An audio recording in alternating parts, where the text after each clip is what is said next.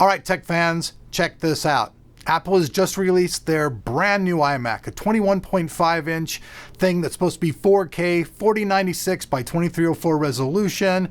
Now this is, a $1,500 machine that's coming straight out of the gates from these guys. Now, there are some things about this product that I'm actually just incredibly, honestly, fucking just like, wow, what is Apple thinking? Like, I'll admit it, I have some Apple machines, but this particular machine, I'm pissing on it right out of the gate. And let's talk about why.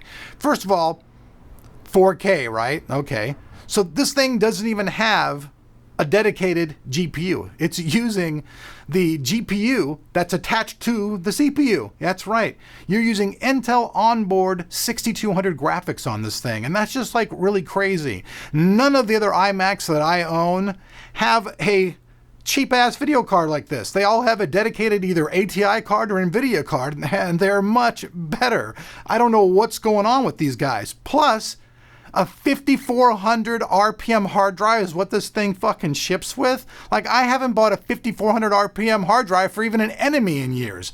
You know what I mean? Like, who buys 5400 RPM hard drives? Nobody does. I mean, you wouldn't, I wouldn't. Now, obviously, yeah, sure, they'll allow you to upgrade to a 1 terabyte or 2 terabyte Fusion drive, but just out of the gate, you get a processor that's like 3.1 gigahertz, can overclock to like 3.6 with its turbo boost thing, whatever. 8 gigabytes of RAM, I think it's spec'd at 1866. So, I mean, that's okay. You can upgrade to 16 gigabytes. It's got the screen. It's obviously a nice screen. But now, since you're only going to have the embedded Intel graphics pushing all this, can this thing actually even play games at all? So we asked ourselves that question. So we're like, okay, so right off the bat, okay, we talked about that 4096 by 2304. If I tried to play, I believe, any game in 4096 by 2304, other than some kind of card game or poker game, I believe this machine would go. So we had to do everything at 1080p. So with that said, though, let's jump in and let's check this out. Oh, by the way, yes, we did install Windows on this machine, so we're testing in the Windows environment on a Mac. That's right. The games we test in the Windows 10 environment are Metro Last Light, BioShock Infinite, and Battlefield 4. And all the rest of the tests that we're doing are all done in the latest OS X El Capitan 10.11. With that said, though, now, let's jump in and let's check out those games. First up, we have Battlefield 4 at its low settings with 45.9 average frames per second. Next up, BioShock Infinite, 1080p DirectX 11 Ultra settings, 18 average frames per second. Ouch. And then last of the Windows 10 games is Metro Last Light, 1080p DirectX 11 at its low settings with 31 average frames per second. Next up, we have Tomb Raider, 1080p normal settings at 29.9 average frames per second. Now that's almost halfway decent. Next up, we have Cinebench R15, OpenGL score of 47.23 frames per second, and a CPU score of 568 CB. And last but not least, we have Geekbench 3 64-bit, with a single core score of 3,779 and a multi-core score of 12,670. All right, folks, so before I bounce out of here, I want to give a special shout out to the people over at Braintree Payments for making today's video possible. Even the best mobile app will not work unless you have the proper payment API. And that's where these folks come in to solve all your problems.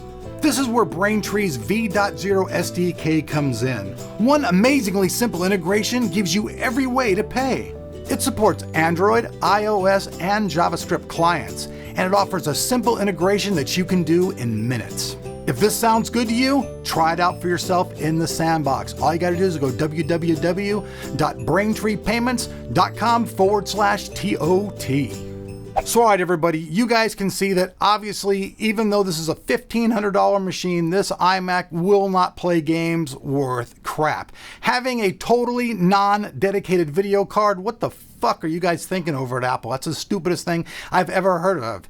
That's caveat number one that I'm like, yeah, go fuck off. I mean, obviously, yeah, if you want to pay for that 1 terabyte or 2 terabyte Fusion drive, you still got to cough up more money out of your pocket and pay for this stuff, which is usually in the hundreds of dollars. In fact, usually upgrading anything through them is a major pain in the ass and big dollars, which is why we change out all our own memory as much stuff as we can. And the 5400 RPM hard drive, once again, seriously, it's absolutely dumb. I don't know what you guys think, but I think that's just pretty stupid stuff. So for $1,500, I don't know. I do not think this new 21.5-inch 4K iMac is worth the money whatsoever. I'd rather pay a little bit more money and get a way better iMac with a dedicated video card and a better screen. Let me know what you guys think down below. I know you guys don't really like Macs all that much anyways. You know, they have their purposes for music and stuff, and that's what I like them. You know, like usual, all this stuff will be down below that like button, including the Braintree, which to me is kind of a no-brainer. So if you guys want to check out any of this stuff, just go down below the like button, hit show more information, it will be there. I'm Elric, you've been watching Tech of Tomorrow, and we'll see you guys back here for more tech.